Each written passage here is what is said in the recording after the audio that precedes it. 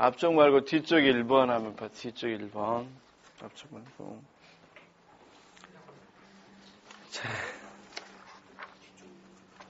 3장 빼면 6페이지 넘기면 1페이지 나오죠.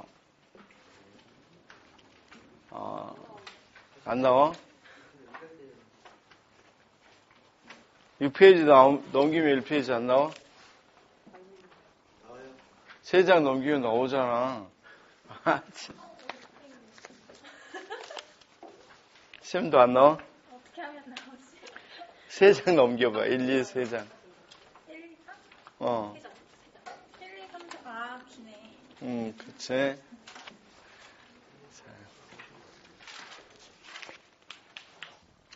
일단 옛날 거기보다 더 환경은 좋아서 좋아. 여기서 했어야 지난번에 안 춥고 그래야 안 아팠을 건데 그때 아팠죠? 네. 됐어. 자, 쌤.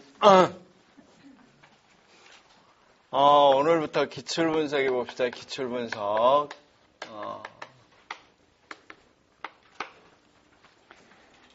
자, 2014년 1페이지 교육과 기출 교육과정. 쌤, 어떻게 할 거냐면, 기출을 쭉 연도별로 분석하되, 영역별로, 기출을 또 왔다 갔다 하면 또 헷갈릴 것 같으니까 영역별로 묶어서 분석을 해봅시다. 자, 보통, 이 기출이 어떤 문제들이 나왔는지 한번 살펴보시기 바랍니다. 먼저 1번 2014년 교육과 기출문제. 거기 읽어보니까 처윤교사하고 경력교사 대화죠. 그러니까 어떤 상황을 제시해줬어? 교직 상황을 제시해줬죠. 특히 교직에서 어떤 상황, 쌤? 수업 상황을 제시해줬단 말이에요. 자, 그런데 여기 주제는 주로, 거기 물론 주제는 안 써져 있죠, 주제가.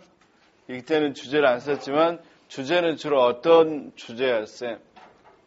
수업에서 어떤 문제사항이야?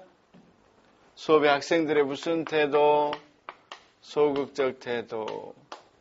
아마 우리 쌤들이 올해 합격을 하고, 내년에 교직에 가시면 제일 당황스러울 일이 이 상황일 거란 말이에요. 자, 쌤들이 교실에서 강의를 하실 때 분명히 어떻게 할 거다? 적극적으로 반응해 줄 것이다? 아마, 고등학교 가면, 고등학교에서 실내 수업을 하면 아마 2분의 1 이상은 시작하자마자 누울 거란 말이에요.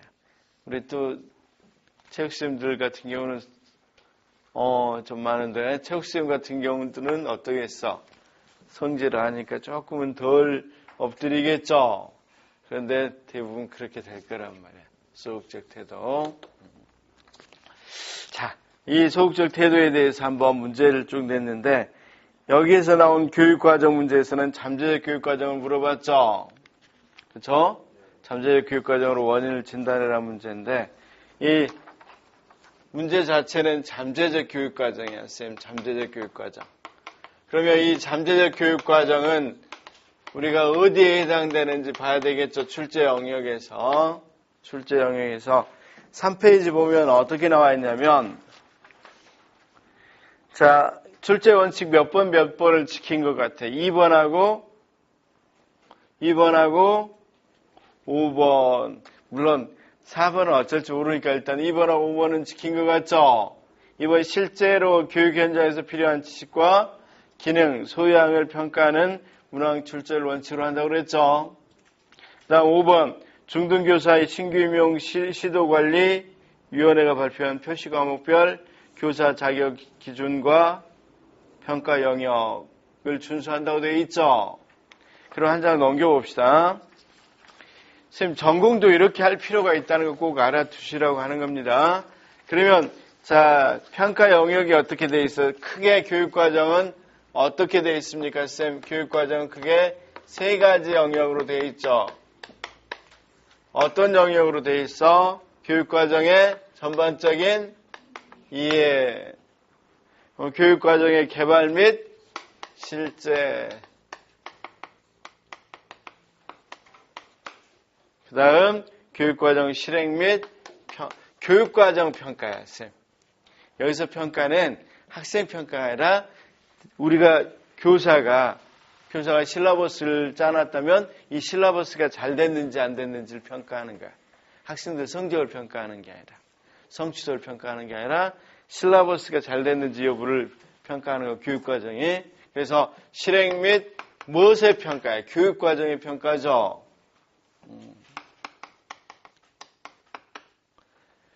자, 그래서 이해 부분에서 쌤 출제가 됐으면 알 수가 있어. 그쵸? 이해 부분에서는 자, 본질과 성격, 학문적 기초, 역사, 다양한 개념과 정의. 그런데 우리가 이 부분에서는 나올 만한 게 별로 없죠.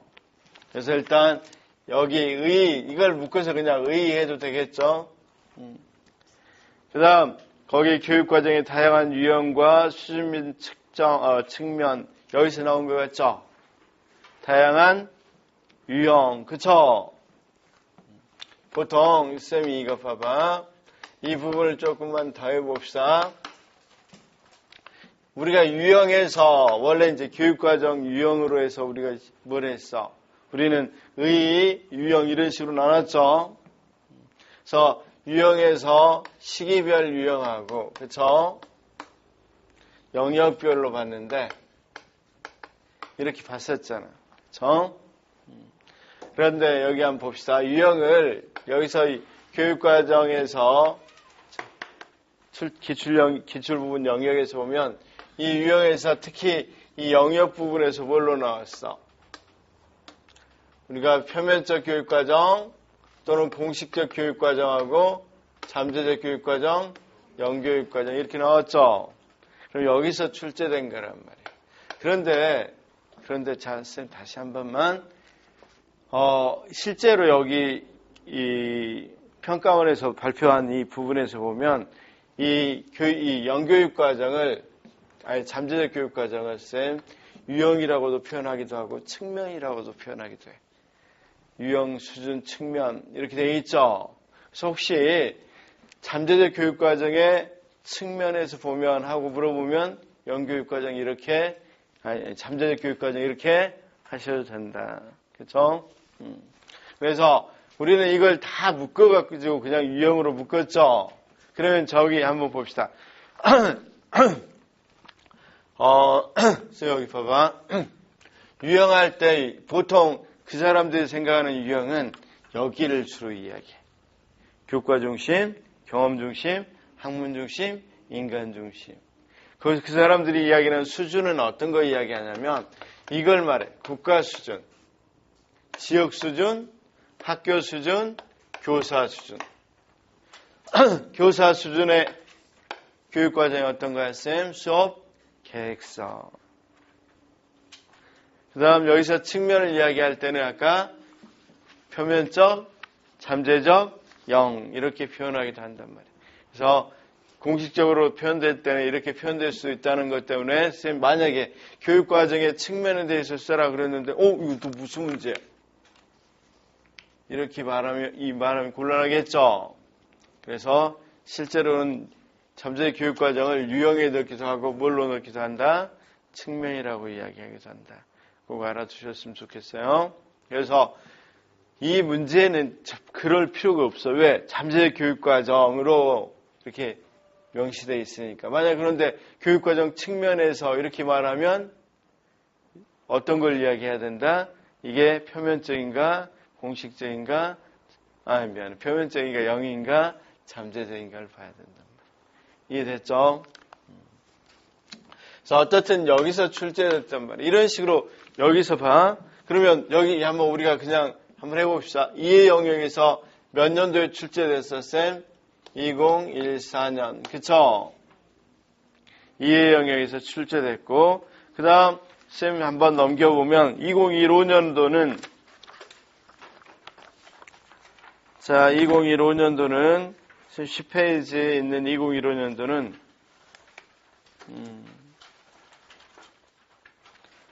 그렇죠. 02 우리가 백워드 교육과정이죠. 그렇죠? 그럼 백워드 교육과정은 어디에서 출제됐을까 한번 보면 되겠죠. 백워드 교육과정은 역시 똑같은데 출제 영역을 보면 17페이지 똑같이 나와 있는데 백워드는 영역에서 어디에서 출제됐냐면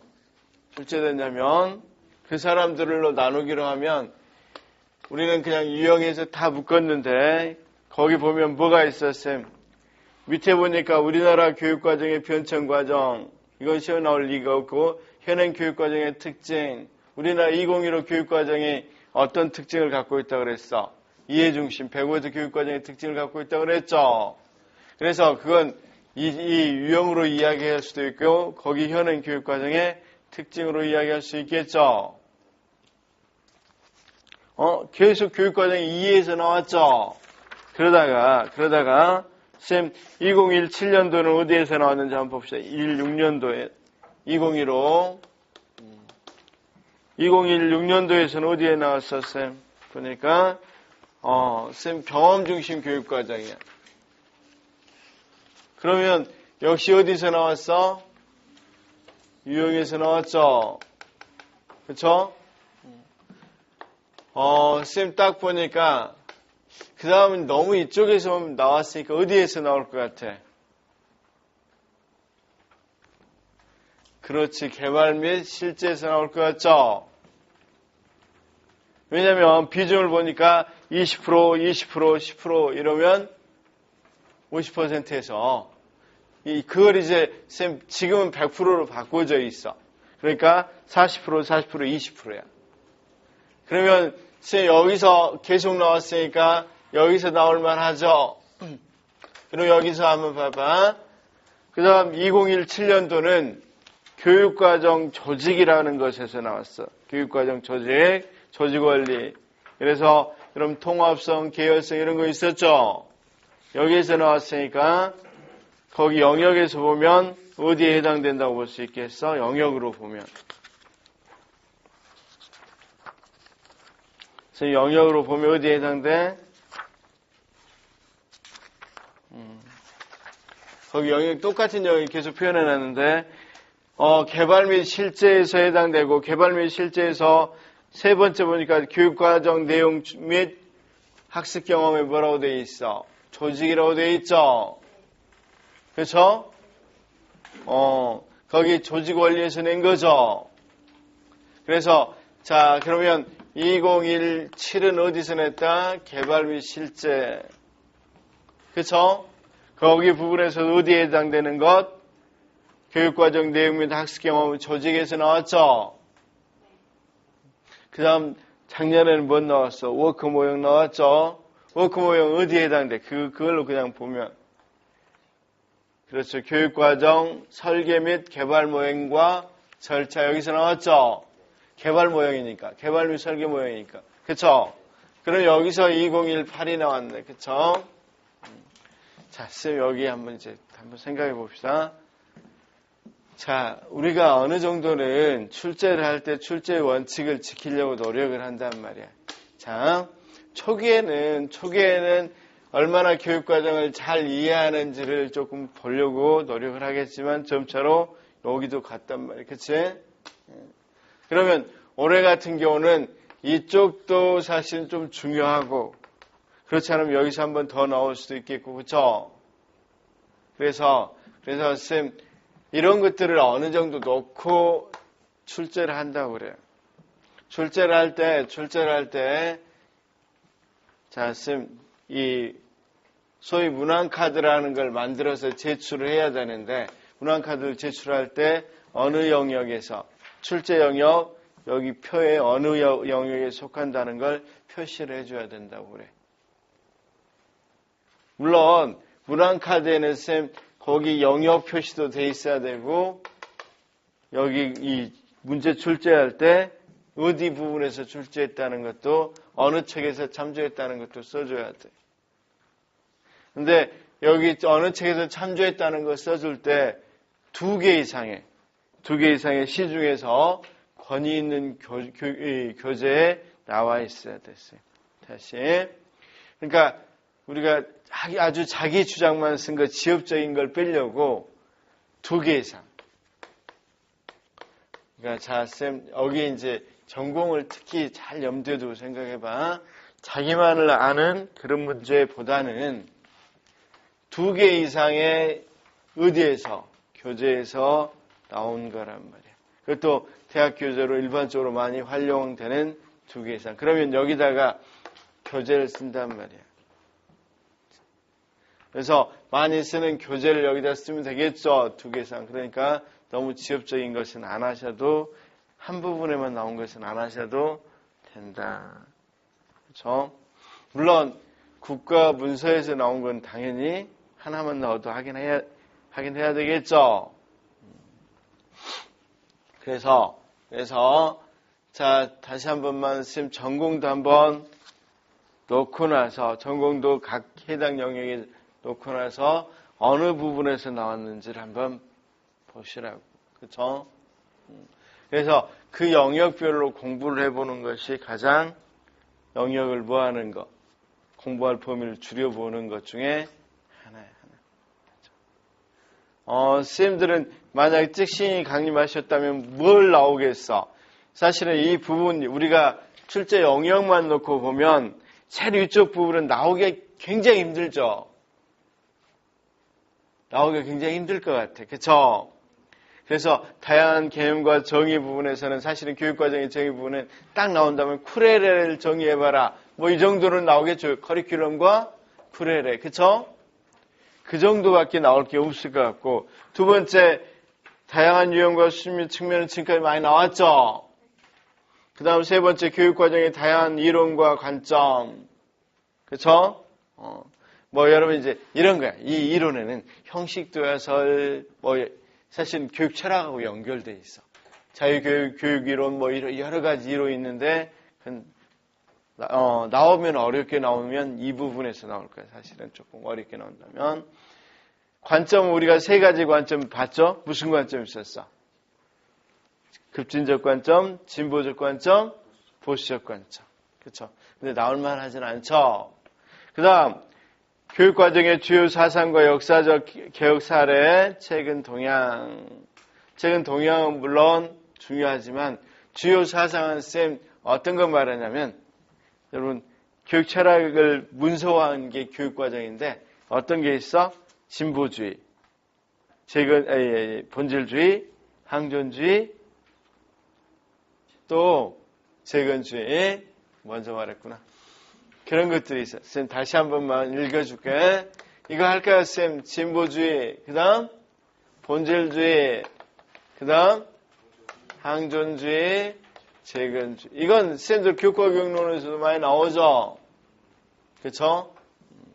그래서 그걸 의미한단 말이야. 철학적인 부분이 상당히 들어가 있죠. 그 다음 우리나라 교육과정 편찬과정은 절대 안 나올 거라고 보고, 논술로는.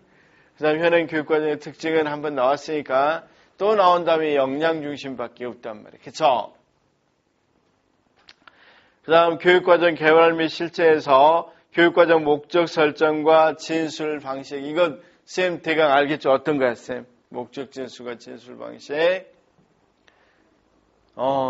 자, 우리가 교육과정 목적에서 논란이 될 수 있는 게 행동목표.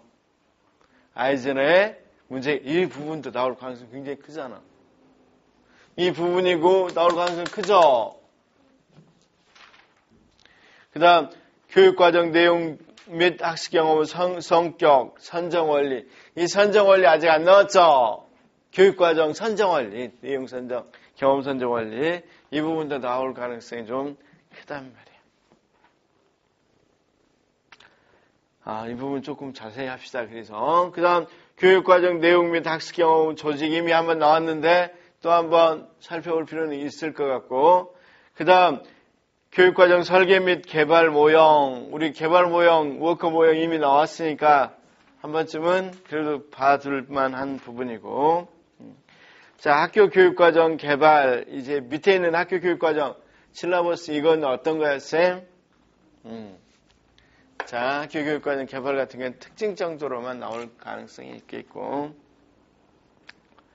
자, 교육과정 실행 및 평가에서 교육과정의 효과적인 실행 및 운영관리, 그리고 그 개선 방안, 이것도 사실은 한 번쯤은 나올 수가 있어. 왜 그래, 쌤?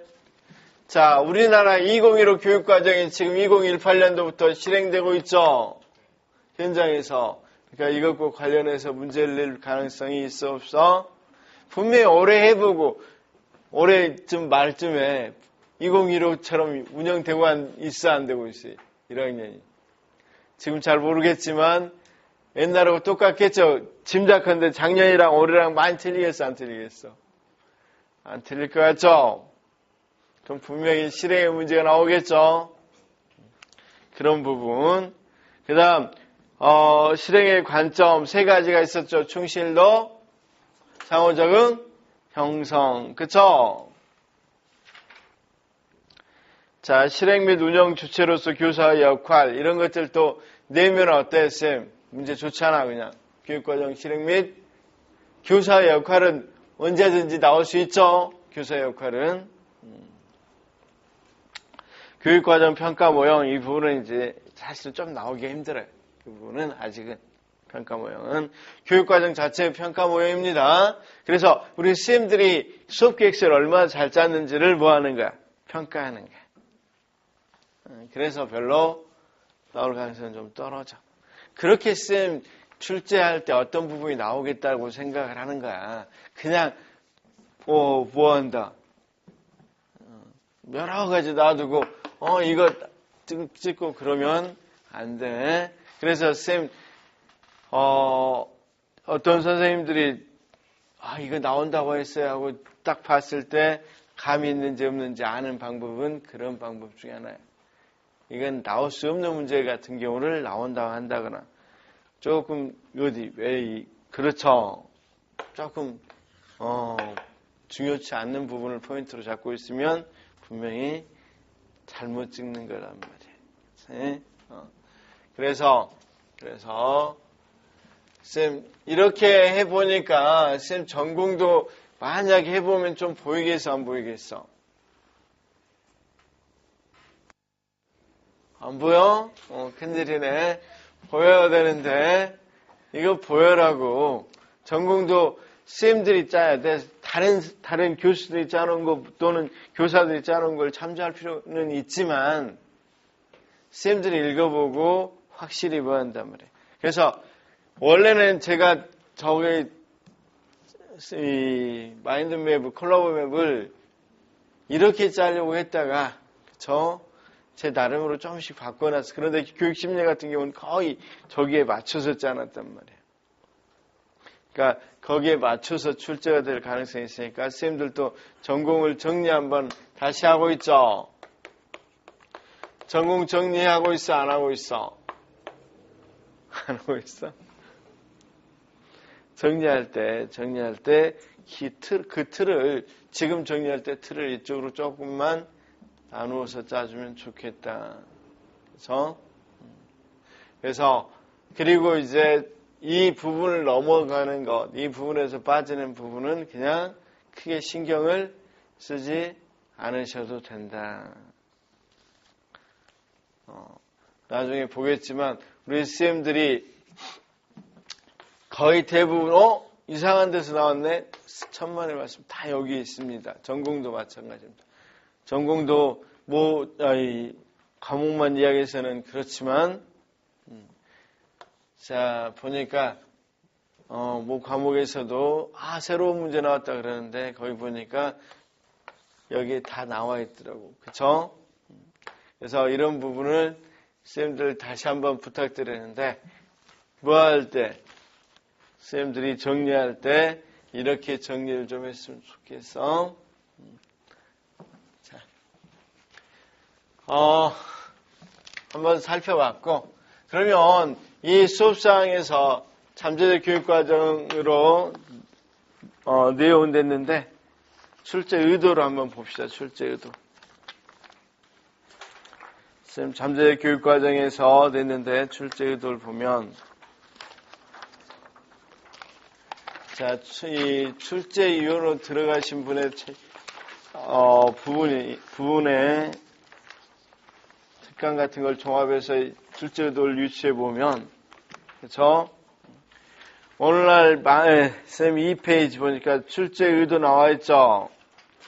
오늘날 많은 중등학교 교실에서 일부 학생들은 엎드려 자거나 그렇지 않더라도 수업에 참여하지 않는 경향이 늘고 있다. 수업 시간에 학생들이 자는 현상은 90년대 이후 교실 붕괴 담론과 함께 논의되었다. 그렇죠? 그 결과 학생들이 수업 시간에 자는 현상은 교실 붕괴의 징후이자 증거로 이해되어 왔고 수업 시간에 자는 현상 자체의 원인과 과정 그리고 자는 학생들의 정체성 형성 방식에 대한 심도 있는 연구는 진행되지 못했다. 교실 붕괴 담론이 광범위하게 형성됨에 따라 교육당국은 이 문제에 대한 대처 방안과 다양한 정책을 제시했으나 여전히 수업 시간에 자는 학생들은 줄지 않고 있다. 그쵸? 그래서 이제 이런 문제사항의 입각에서 수업사항에서 소극적 태도를 출제해 본 거죠. 그래서 신규 교사들이 얼마나 이 문제를 잘 진단하고 있는지 또는 잘 대처하고 있는지 그 다음 읽어봅시다. 수업 시간에 자는 학생 문제는 많은 부분 심리적인 문제로 보는 경향이 있다. 그러니까 심리적인 문제로 보는 것은 개인적으로 보는 거야. 거기 봤다시피 하지만 이 문제를 오직 심리학적으로만 볼 수는 없다. 수업 시간에 자는 학생 현상은 학교 교범과 질서에 저항하거나 타협하는 행위로 사회학적으로 탐구해야 할 문제로 볼 수 있다. 어떤 현상에 대해 심리학적 접근은 개인을 그 연구 대상으로 하는 데 대해서 그쵸? 사회학적 접근은 그렇지 않다는 거죠.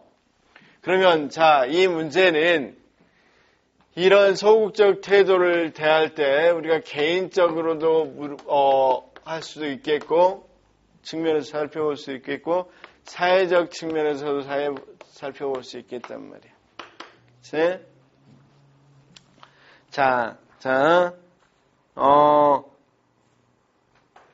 그래서 수업 시간에 자는 학생들을 심리검사를 받아보게 하거나 상담을 하는 등 개인적인 치유 방법을 사용할 것이다. 만약에 심리학적으로 하고 개인적으로 접근하면 그렇게 하겠죠. 근데 사회학적으로 접근해보면, 그쵸? 둘이 이상 개로 이루어진 집단을 연구 대상으로 한다. 그러므로 수업 시간에 자는 원인을 수학 학습동기 부족으로 보고 이를 심적 치유 대상으로 대하는 것이 아니라 이 학생들 학교와 교실의 규범과 질서를 인식하고 이에 동의하거나 저항하는 현상과 원인에 주목한다. 그쵸? 그러면 이 부분에 있어서 다시 우리가 소극적 태도를 보이는 것을 개인적으로 심리적으로 할 수도 있겠고 심리적으로 할 때는 뭐 한단 말이야. 보니까 우리 김 선생님 맨날 하품하고 잠만 자죠. 수업 시간에. 그러면 심리적이면 개인적으로 심리검사를 해본다든가. 그쵸? 또는 왜 동기 안 일어나는지. 그쵸? 이런 것들을 해본단 말이에요. 자, 다시 물어볼게요. 교육학 자신 있어요? 자신 없어요? 잘할 수 있어요? 저런 자아효능감이 상당히 낮기 때문에 참여를 안 한다. 이렇게 이야기할 수 있단 말이에요. 그쵸? 그럼 자아효능감을 높이는 정책을 하려고 하겠죠. 그런데 쌤 꼭 이것 때문일까? 이것 때문일 수도 있겠잖아. 사회적인 거죠. 그래서 사회적인 측면으로 보면, 그러니까 사회적 측면으로 보면, 사회학적으로 보면 어떤 거냐? 또는 그렇죠. 여기는 이제 잠재 교육과정은 상당히 교육과정이면 사회적인 측면이 들어가 있죠. 그렇죠? 학급 상황, 학급 사회에서의 이 잠재 교육과정이 일어나는 거니까. 그래서 거기 보면 이걸 진단해보래. 소극적 태도를 진단해볼 때 사회적인 측면에서 잠재적 교육과정하고 어떤 걸로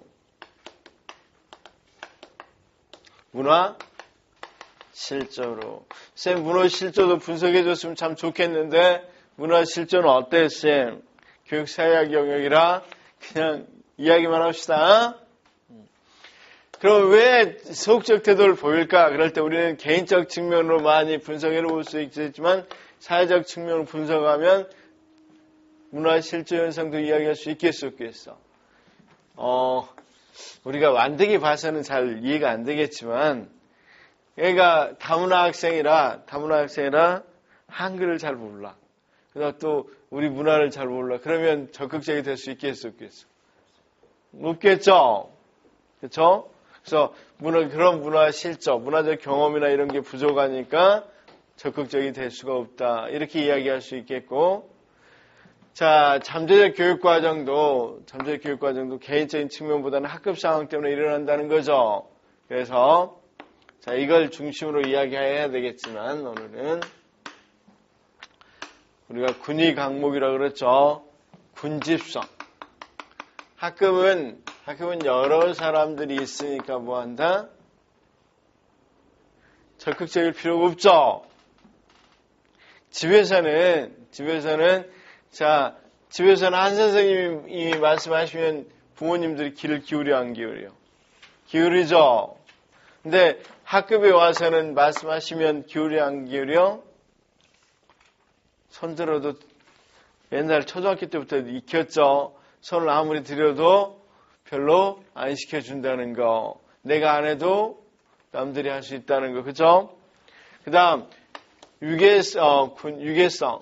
이런 것들은 다 사회성에서 나온 거죠. 서로 상호작용에서 나온 거죠. 자기 친구들끼리는 이야기 잘해가다가도 아무래도 교사하고 학생 관계에 되면 유계가 있어 없어. 그럼 아무래도 친구들끼리 이야기보다는 부모님의 이야기 더 잘 못하죠. 이런 거 똑같답니다. 유계성. 그 다음 강제성이 있어 없어. 학급은. 그 다음 목적성. 자, 만약에 목적성은 이런 거야. 조금 이따 개념도 제대로 정확히 이야기하겠지만, 만약에 어떤 목적을 갖고 있어? 학생이나 학부모가 입시. 근데 고등학교야. 예체능 했다고 해봐. 입시야 직접적인, 물론 어떤 것은 직접적이고 관련이 있어. 내신은 관련이 있지만 내신과 관련 없다면 적극적으로 보일 필요가 있어 없어. 자, 지금 학교 현장 한번 봐봐. 문과생들은 지금 이과 과목 하면 적극적이야, 안 적극적이? 그냥 그렇죠, 쉬죠. 그래서 제일 뭐하는 애들은, 공부를 조금 하는 애들은 그래도 좀 조금 들으려고 하고, 그 다음 애들은 멍 때리고, 그 다음 애들은 자고, 그 다음에 제일 잘하는 애들은 딴 책 보겠구나. 그렇죠? 딴 책 보고. 그렇죠? 그래서 이런 측면에서 물어본 거야. 사실 우리가 지금 학교 현장에서 교실 붕괴 담론과 관련해서 가장 크게 문제되는 담론이 뭐다? 소극적 태도다. 그렇죠? 오직 있으면 소극적 태도를 바꾸려고 학습자 중심 수업, 요즘 이런 거 강조하잖아. 거꾸로 수업도 해보자. 또 쌤 뭐라 그랬어? 유태인 수업 방법. 그게 생각이 안 나. 하브루타 방법을 해보자. 이런 건 이야기하죠. 그럼 모든 방법들은 사실은 어떤 걸 목적으로 하는가? 적극성을 키우기 위해서. 그렇죠? 학습자 중심 수업 핵심의 핵심이 된단 말이야. 자, 무슨 말씀이고 왜 이게 나왔는지 이제 아시겠어? 물어봤을 때 왜 이쪽을 물어봤는지 알겠죠? 그렇죠? 그럼 이쪽을 물어볼 수도 있겠어, 없겠어? 사실은 물어봤어요. 이미 물어봤는데 조금 이따 보겠지만 이쪽을 물어볼 수도 있다. 개인적 측면에서도. 그렇죠? 그래서 여기는 안 넣었지만 이거 시험 보기 전에 2013년도 문제, 2013년도 특수 문제에서 최초로 교육학을 시험 봤어. 특수 교사를 뽑는 시험에 최초로 뽑았는데, 시험 봤는데, 자, 이런 내용이 있었어. 봐봐. 영희하고 철수가 남매라고 그래야지. 짱둥인가 봐. 짱둥이. 근데, IQ 검사를 했는데 99 나왔어. 영희가. 그러니까 이게서 충격받아서 뭐 한다? 공부를 안 해. 그래서 맨날 별로, 최근에 그렇게 된단 말이에요. 완전히 시가에서 소극적 태도를 보이죠. 이유가 뭔지를 기대같이 이론하고, 매슬로우 욕구유기 이론을 해라. 기대가치 이론, 욕구 이론 다 어디에 나와 있어요? 교육심리학에 나와 있죠? 심리적 측면에서 본 거지. 물론 딱 이 상황은 아니지만 분명히 미영이는 수업 어떻게 할까? 분명히 수업 시간 막 손들고 할까? 마치 우리 수험들하고 비슷하겠죠? 그래서 심리적 측면을 봤단 말이야. 자, 그래서 이쪽으로 보면 그렇다는 걸 이해했으면 좋겠어. 자, 만약에 작년에 쉬었으니까 올해는 좀 어렵게 나올 가능성이 있어서 철학이 나왔어요. 젠장. 그쵸? 만약에 철학이 나왔으면 철학적인 걸로 어떻게 나왔다면 만약에 포스트 모던 입장에서 소극적 태도를 보인 이유를 써라. 그러면 뭐라고 써야 될까?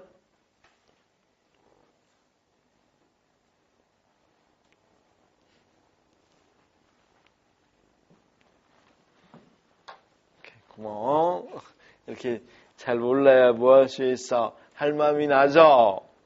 이 두 마디 키워드가 들어가야 되겠지. 키워드가. 포스트모더니즘 입장에서 해라. 그건 점수 절대 많이 안 줘. 2점 정도밖에 안 줄 거라고 생각해. 원인이 뭐고 대책이 뭐냐 이렇게. 만약 원인이 뭐냐고 나온다면 선생님 뭔 것 같아? 철학적인 입장에서 이걸 한번 대라 그러면 어떤 것 때문에 그럴까?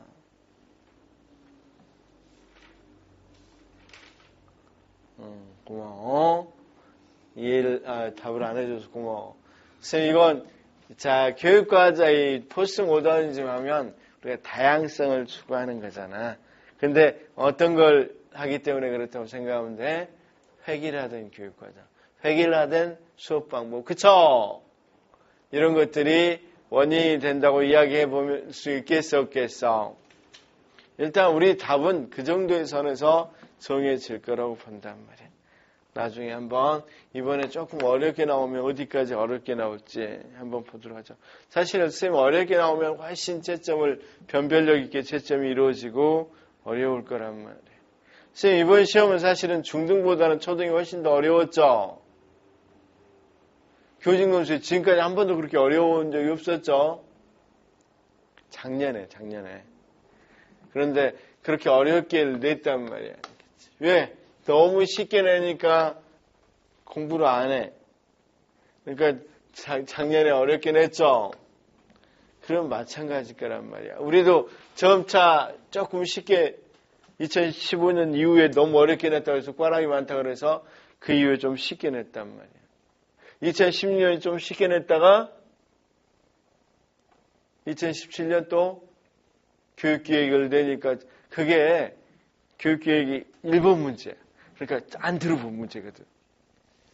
그러니까 완전히 어떻게 됐어? 그렇죠. 또 거기서 멘붕이 와서 점수가 많이 낮았단 말이야. 작년에는 사실은 문제는 쉽지는 않았는데 채점을 너무 뭐하게 해줬어. 넉넉하게 해줘서 문제가 됐다고 그러는데 어떻든 그렇단 말이야.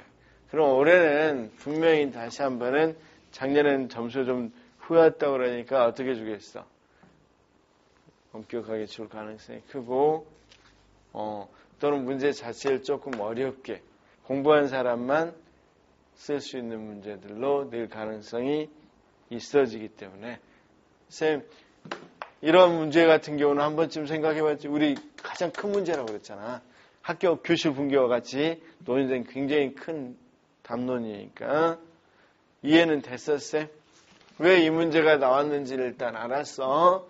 2014년도 문제를 분석을 해봤어. 이 문제가 왜 나왔는지, 교직 상황에서 왜 나왔는지 분석했고, 그 다음 특히 교육과정 쪽에서는 왜 소극적 태도가 나왔는지를 우리는 일반적으로 개인적인 측면에서만 보는데 사회적 측면에서도 봐야 된다. 그래서 어떤 측면에서 나왔다? 사회적 측면에서 물어보는 걸로 나왔다. 따라서 그때 당시에도 점수는 후하게 줬지만 잠재적 교육과정 입장에서 뭐 해라? 살펴봐라 그러면 자 잠재적 교육과정 네 가지를 들어서 살펴봐야 되겠죠. 그렇죠? 간단히라도 잠재적 교육과정은 의도하지 않았지만 학생들에게 영향을 미치는 것으로 그렇죠? 영향을 미치는 것으로 특히 이런 군집성 이런 네 가지 이유 때문에 소극적 태도를 보이게 된다. 이렇게 써줬어야 되겠죠. 정확히 말하면 자 그런데 여기에다가 대책 없이 이런 건 정말 안 돼. 쌤 어떤 건 안 되냐면 이 당시 이 문제가 나오니까 왜 학생들이 소극적이냐 그랬더니 뭐라고 답을 했냐면 초임교사니까 거기 초임교사라고 그래서 초임교사니까 의도하지 않았지만 소극적 태도를 보였다. 근데 사실은 그건 근거가 이론적 근거 없이 전혀 혼자 생각하는 거 답이죠. 그런 게 공식적인 시험에서 답일 리는 없겠죠. 우리 쌤들 전공도 그렇지만 논술도 답이 있다고 그래요, 없다고 그래요? 답은 있단 말이에요. 근데 왜냐면 초임교사들 쌤들 막 하면 초임교사로 막 가시면 내년에 분명히 가실 거란 말이야. 그렇죠? 김 선생님 분명히 2학년 1반 맡아. 그렇죠? 하필이면 근데 또 자유학 기재를 여기서 하고 있죠. 2학년 1반 맡을 건데 분명히 맡으면 어때? 학생들이 소극적 태도를 보인다 강의를 할 때 정말 신경 쓰여 안 쓰여? 그럼 굉장히 더 연습할 거고 어떻게 하면 좀 적극적으로 할 건지 고민하겠어 안 하겠어? 신규 교사가 훨씬 경력 교사보다 고민할 가능성이 높죠. 그래서 신규 교사이기 때문에 뭐가 안 된다. 이건 조금은 자기 마음대로 하는 거잖아. 그치? 그래서 정확한 이론적 근거가 있어야 돼. 이해는 됐을 거라고 보고 자, 왜 나왔는지까지도 다 봤어. 한장 넘겨보면 선생님 어려워? 그렇게 어렵진 않죠? 자, 5페이지 문제의 변형 보면 학생의 소극성을 포스트 모던 관점에서 분석해보면 하고 이렇게 돼 있죠? 그 다음 수업의 참여 기피 현상에 대한 모형에서 자, 쌤 거기 일반적인 수업 참여 기피 현상에 대한 모형을 한번 봤으니까 봐주시기 바라고. 자, 그 다음 2013 기출교육과정 부분 답안 쓰기. 쌤 만약에 답안을 쓴다면 어떻게 써야 되는지 한번 생각해 봅시다. 실제로 써보려고 한 부분이야. 이 부분은 만약에 거기 뭐라고 돼 있어? 잠재적 교육과정 관점에서 진단해라 몇 점? 3점. 그러면 쌤 자 몇 점을 주겠어? 일단 몇 줄을 써야 되겠어? 거기 있는 한 4줄에서 5줄 쓰면 되겠죠? 5줄. 자, 그러면 이제 뭐부터 이거 한번 해봅시다. 쌤 여기 한번 해봅시다. 우리가 어떻다 그랬어? 교사는 교육을 하고 그 다음 교무를 하고 그쵸? 교육은 우리가 교육 과정을 가지고 뭐 한다 그랬어? 실제 수업하고 평가한다. 그쵸? 교육 과정을 정할 때는 뭐가 도움을 준다 그랬어? 그렇죠. 교육 철학. 교육 철학을 문서화한 게 보다 교육 과정이니까. 그 다음 수업을 하는데 크게 기본적인 도움을 주는 게 교육 심리학.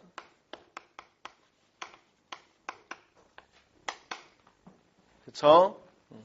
그 다음 이 교무하는데 기본적인 걸 교육 행정학. 그 다음 이런 교육 과정이나 교육 행정학 모두에 대해 영향을 주는 게 뭐라고 그랬어? 교육 사회학. 그래서 여기서는 물론 상담이 들어가고 우리가 교육할 때는 수업하고 상담하니까 자 평가의 이 평가의 기본적인 이론을 제공한 게 뭐라 그랬어? 교육, 연구 및 통계. 자, 그러면 여기 한번 봅시다. 자, 쌤 이렇게 정리해 놓고 그래서 자, 쌤 만약에 교육 행정만 하는 교육만 하는 누구에게는 이를테면 뭐 행정고용시 같은 관리들에게는 이런 것들이 필요하겠어? 아니면 이런 것들이 필요하겠어? 이런 것들이 더 기본적으로 이해만 하고 있는 게 중요하겠어? 기본적인 이해, 베이스 이해가 더 중요하겠어? 이게 더 중요해서 교육 행정고시 보면 교육학을 필수로 하고 나머지 어떤 것들이 있냐면 교육 철학, 교육 심리학, 교육 사회학을 선택을 하도록 되어 있단 말이에요. 근데 교사 임용 같은 경우는 이게 핵심이죠. 이게 핵심. 그들에게는 이게 핵심일지 모르지만 그렇죠? 그래서 우리가 이런 문제 나오면 뭐라고 그랬어? 무엇의 기초에서 교육과정을 재구성할 수 있는 역량을 갖추고 이렇게 이야기한다고 그랬죠? 그래서 선생님 거기 시험 문제 보니까 어떤 거에 나왔어? 교육사회학 나왔죠? 교육과정 나왔죠? 교육사회학, 교육과정, 그 다음 그 밑에 보니까 선생님 그렇죠. 협동학습 나왔죠? 협동학습 나왔고 형성평가 나왔어 안 나왔어? 형성평가 나왔고 그 다음 또 뭘로 나왔어? 교사 지도성. 그러니까 이건 해년마다 다 나왔어 거의. 자 그러면 이제 정리해 봅시다. 자 교육과 사회 또는 학교를 학생과 교사를 둘러싼 환경에 대한 이해를 바탕으로 교육과정을 모할 수 있는 재구성할 수 있는 물론 교육심리학도 나왔으니까 미안해. 교육심리학적인 측면 안 나왔구나. 됐어. 바탕으로 교육과정을 재구성할 수 있는 역량과 그렇죠? 교육과정의 효율적인 수업 설계, 수업 또는 수업 방법, 수업의 역량, 전문성이 필요하다. 또한 다양한 요구를 반영할 수 있는 뭐가 필요하다 그랬어? 평가가 중요하다. 그렇죠? 자, 그리고 이 학교에 대한 이해와 민주적이고 자율적인 학급 운영이 중요하다. 뭐 주제가 없으니까 여기서는 자, 중요하다는 입장에서 사례를 분석해 보고자 한다. 그러면 다시 한 번만 쌤 지금 이런 것들을 냈다는 것은 자 지금 예비 교사들에게 뭘 알아야 된다는 걸 생각하고 이게 중요하고 꼭 알아야 돼서 낸 거니까 그렇죠? 근데 우리는 이런 걸 자 봐봐. 이제 여기는 주제가 안 정해져 있지만 사실은 보니까 소극적 태도란 말이야. 자 그러면 이제 앞에다 넣으면 돼. 봐봐. 학생들의 소극적 태도를 극복하기 위해서는 학생과 사회, 그쵸? 또는 학생을 둘러싼 환경에 대한 이해를 기초로 이런 역량이 필요하다. 이렇게 쓰면 되겠죠? 또한 어떤 것도 필요하고 이것도 필요하다. 이러면 되겠죠? 자, 그렇게 서론을 쓰고 그러면 이제 거기 잠재적 교육과정으로 원인을 진단해라 이렇게 했으니까 자 서론을 썼어. 서론을 써보면 여기서는 자 쌤들 이건 써봐. 서론을 써봤어. 서론 방금 소극적 태도를 뭐하기 위해서 극복하기 위해서 이렇게 나왔다고 그랬죠. 그래서 쭉 썼어. 그 다음에 이제 본론을 쓸 때 본론의 1번 문제가 뭘 써야 돼? 잠재적 교육과정. 그러면 자 이러한 소극적 태도를 극복하기 위해서 우선 이런 말들을 쓰면 되겠죠. 우선 우선해야 할 건 교육과정에 대한 이해이다. 그렇죠? 교육과정에 대한 이해가 선행돼야 된다. 또는 소극적 태도의 원인에 대한 분석이 선행돼야 된다. 뭐 이렇게 썼단 말이야. 특히 쓰고 나서 뭐 하면 되겠어? 왜 우선이라고 써야 돼? 그 다음번에 두 번째 뭐 써야 되는 거니까. 또 문화실조로 원인 분석해야 되니까 여기다 또한이라는 접속어를 사용해야 되겠죠. 그러니까 여기다가는 우선 이렇게 쓰면 된단 말이에요. 그래서 자 봐. 그랬을 때 잠재적 교육과정으로 이야기하라 그랬으니까 잠재적 교육과정에 대한 간단한 정의를 내려놓고 그 분석을 해보면 좋겠죠. 잠재적 교육과정이라는 건 뭔지에 대해 써놓고 그 다음 간단하게 거기에 대해서 왜 소극적 태도가 보이는지 분석, 즉 진단을 해보면 되겠죠. 그래서 실제 써본 다음에 어떻게 쓰겠어요, 쌤? 만약에 이 앞에 서론을 쓰고 서론을 쓰고 소극적 태도를 그렇지 보이는 것은 개인적 측면과 사회적 측면이 있을 수 있는데 사회적 측면에서는 우선 무엇에 대한 분석이 필요하다? 교육과정에 대한 분석이 필요하다. 뭐 이렇게 해도 되죠. 또는 잠재적 교육과정에 대한 분석이 필요하다. 이렇게 쓰면 되겠죠. 그래서 잠재적 교육과정이란 의도하지 않았지만 학생들에게 영향을 준 교육과정이다. 그쵸? 영향을 준 교육과정이다. 이렇게 쓰면 돼요. 이러한 잠재적 교육과정에서 소극적 태도의 원인은 소극적 태도의 원인을 분석해 보면 그렇죠. 의도하지 않았지만 학급상의 군집성, 유계성, 목적성, 그렇죠. 강제성 등에 의해서 소극적 태도가 보일 수 있다는 것이다. 예를 들면 하나 예를 들어 설명하면 되겠죠. 그래서 목적성으로 들어도 되고 유계성으로 들어도 되고 그렇죠? 그렇게 해서 설명을 해주면 5줄 나오겠어 안 나오겠어? 한번 빠른 시간 안에 써보면 좋겠지만 오늘은 그냥 안 쓰는 걸로 써보고 나서 밑에 첨삭을 할 때 자, 주어하고 수어가 제대로 써졌는지를 좀 먼저 봐야 돼. 자, 다시 쌤 주어와 수어가 맞는지 먼저 봐야 돼. 뭐뭇은 해놓고 뭐뭇이다 이게 정확해야 되겠죠. 자, 그리고 다시 쌤 문장을 반복하겠는지를 좀 봐야 돼. 문장이 반복되어 있으면 자신이 없어 보인다면 좀 명확하게 해줘야 되고. 자, 그 다음, 선생님 어떤 것들을 좀 더 봐야 돼? 자, 많이 쓰는 게 우리가 수동적 표현을 많이 쓰기도 해. 그런 것보다는 능동적으로 표현할 때 주어가 뭐뭇 한다. 또는 뭐뭇 해야 한다. 이런 식으로 써줬으면 좋겠어. 그래서 한번 씀 써놓고 나서 자신의 어떤 것들을 교정하는 시간을 가질까 실제로 써보고 그 글이 뭐가 잘못됐는지 한 번씩 교정을 해보는 순서. 또는 분명히 막 꾸미는 말이 분명히 앞에 나와야 된단 말이에요. 무엇을 이런 식으로 해서 자기가 쓰는 습관 같은 것을 고쳐볼 생각이에요. 그렇죠? 그 다음 영어적 표현 같은 거 별로 안 좋아요. soul이었죠. 뭐 이런 식으로 이야기하면 안 된단 말이야. 그렇죠?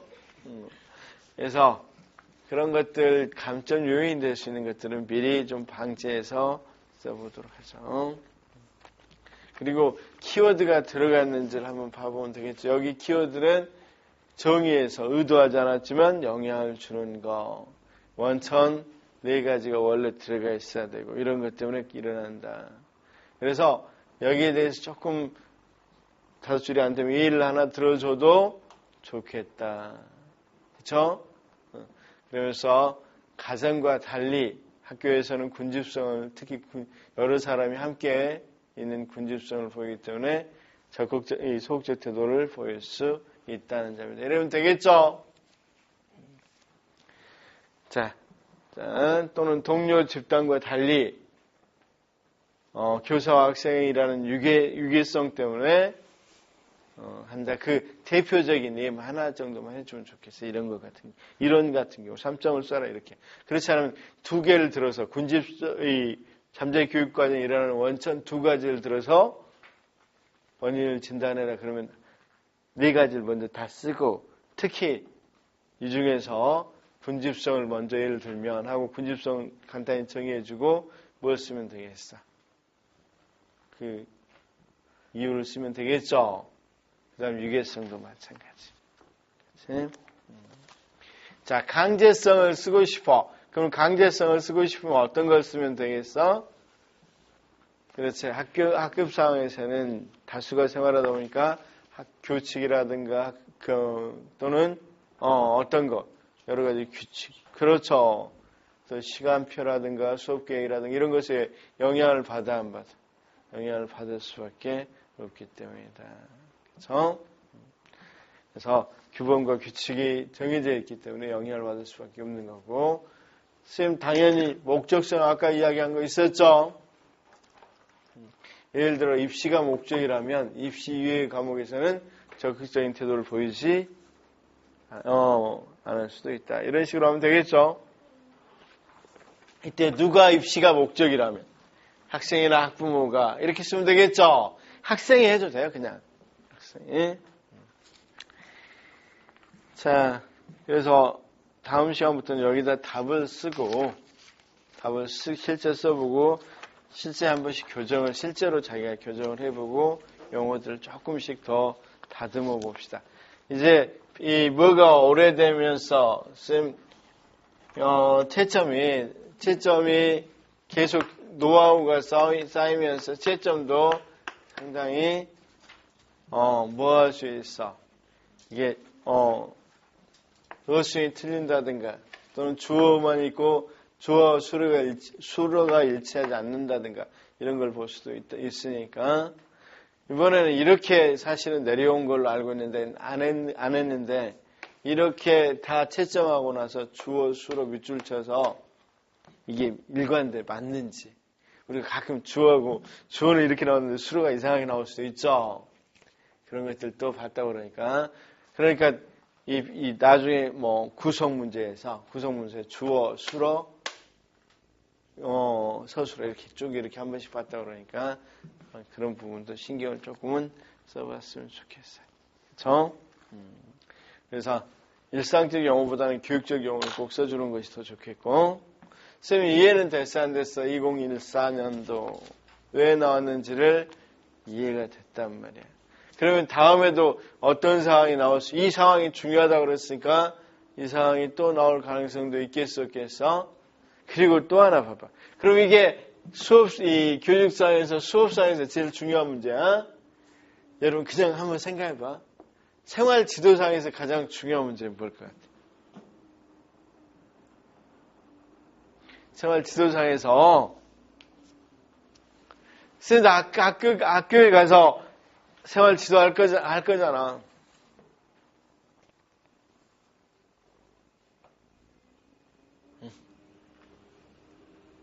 비행?